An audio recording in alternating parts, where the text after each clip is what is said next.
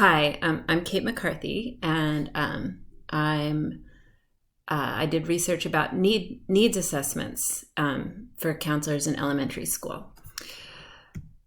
Before you start administering assessments, it's really important to understand what goals the staff and community hold for their students. According to our textbook, goals can be divided into 4 categories. What we want our children to be, do, have, and give. So what we want them to be has to do with their physical well-being and health, and their understanding about how to be physically safe and healthy. What we want them to do is referring to like their sort of personal, social, and emotional well-being, what they understand about how to keep themselves mentally healthy. What we want them to have are the social skills needed for interpersonal relationships and communication. And then what we want them to give is referring to the cognitive skills necessary for learning and processing information. So it's important to understand the baseline of the school and how students are doing, upon your arrival or at the beginning of a school year. So you can look at previous year's data of testing, grades, work samples, and behavior records. And all of these are measurable ways to assess the school's baseline.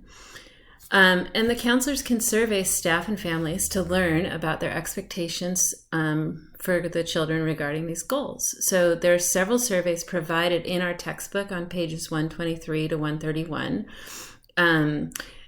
I think I would suggest putting some of the language choices in these surveys into layperson's terms, at least for forms that you plan to distribute to families. The textbook language is definitely very academic. So instead of calling a category of physical caring, I would call it personal health skills, because I just think that's a little bit more clear about what you're talking about.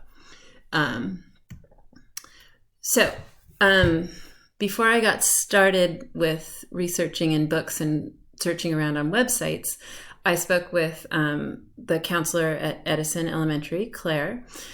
She's been there for 7 years, and the teaching staff at Edison is very professional, open-minded, and stable. Claire knows the families and culture of the school very well. She administers needs assessments, especially in the fall, but there are not usually too many surprises with students and families who've been part of the community. The quote I took from the interview with Claire, which I thought I was recording, but I failed to hit the video record.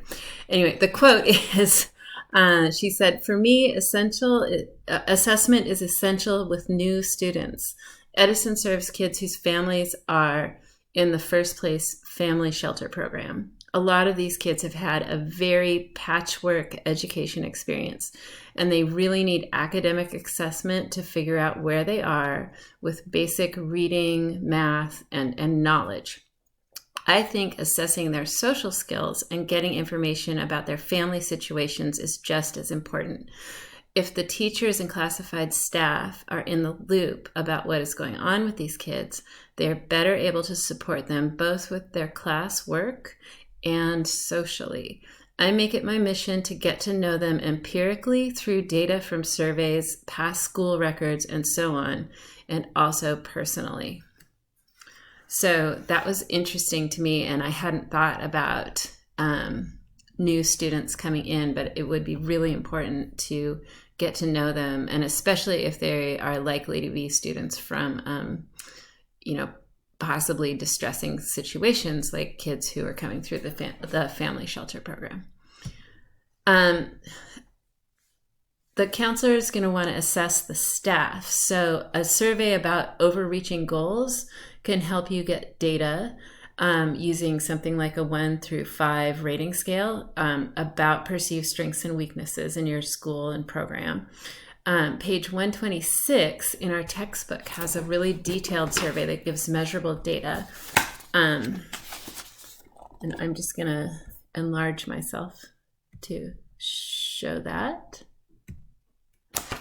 So here you can see in the textbook, there's the rating scale. So in the category of physical caring, or how we want our students to be, the point is daily exercise. And so it's from 1, which is never taught, to 2, taught but needs to be done. 3 is adequate. 4 is there's too much time spent on physical exercise. And 5 is like, we don't even need it at all. So teachers can rate give their thoughts about how things are being handled in terms of reaching goals.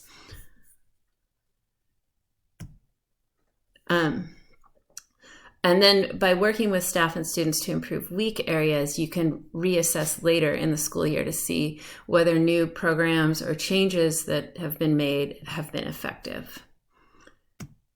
This was another survey that I found online that is more of just a checklist and just lists out a bunch of different areas that teachers can sort of say whether students are in need of, and then the counselor can work with the teachers to see if they can, maybe start a small group about study skills or other areas to help support areas that are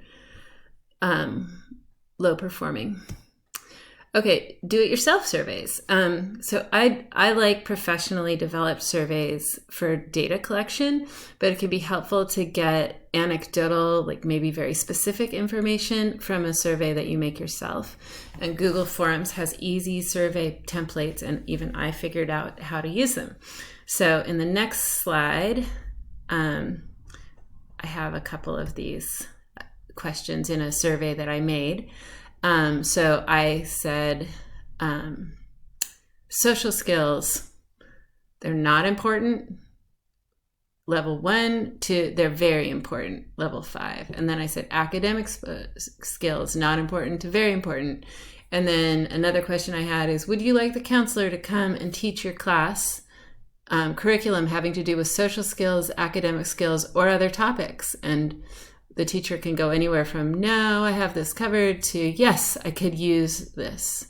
And then just a place where teachers can give suggestions for small groups and other ideas. So that's just a really quick survey that I threw together in 5 minutes, but you could really customize it to go a lot deeper and get quite specific if you needed to.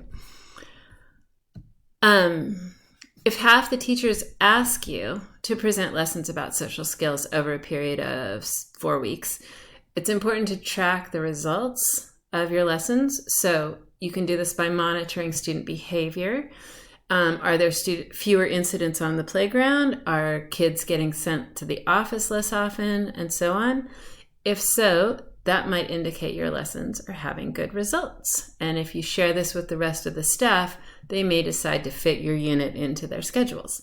Similarly, if you meet with small groups of kids to work on friendship issues, anger management, or whatever the teachers have indicated, you can track both data like academic performance, observation of pro and antisocial interactions or other behavior, as well as what the students self-report after working with you over a period of time.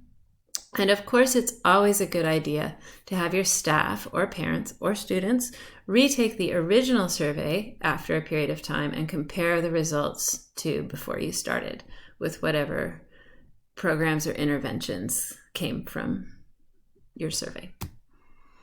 So what about the students? Surveys administered to students need to be developmentally appropriate. A kindergartner will need a survey that uses simple pictograms. 4th and 5th graders may be able to handle more complex rating scales. Surveys can answer questions about how students feel about themselves in relation to school, socially and academically. They can also provide useful information about the students' home environments. And this is a survey that Professor Fox shared with us that might be appropriate for a kindergartner, where they can sort of see the picture that they most identify with to answer the question. So at school, I feel stressed or anxious. Never, rarely, sometimes, most of the time, all the time. So the child can kind of see from the expressions of the little people what one makes the most sense to them. For middle grade, you can have a rating scale. So I like school, true, like I like school, number 1, or 2 is mostly, 3, neutral, 4, mostly not, and 5, totally false, like I do not like school, and so on with more questions. I feel safe at school. I have friends. I feel safe on my way to school. I feel safe at home, and so on. Evaluation.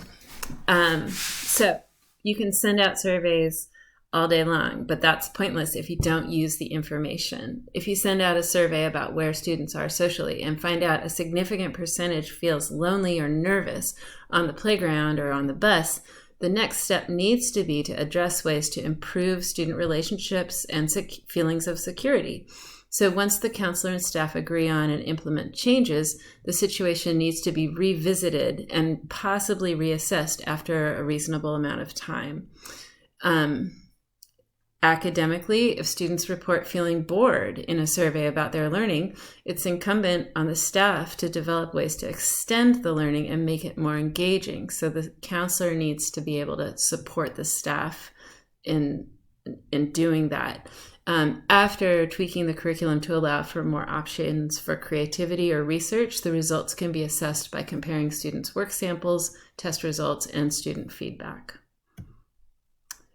In conclusion, jumping into a school counseling job or a new school year without a clear idea of the school's mission and goals and an understanding of its strengths and weaknesses and input about what's expected from the counseling program, just jumping in without that would waste a lot of time and energy. So to avoid this, starting with a needs assessment is a good idea. Surveys can be found and downloaded from multiple websites and journals, and it's very easy to customize your own for any specific situation. And finally, resources I used were our textbook, and then a couple of different school counseling websites. I'm just pulling one up so you can see it. This website had a lot of really good, simple surveys that I think that are free, by the way. It's free to download. So those could be really useful for someone who is starting a new job or, just a new school year at an old job. And thank you very much for your time and attention.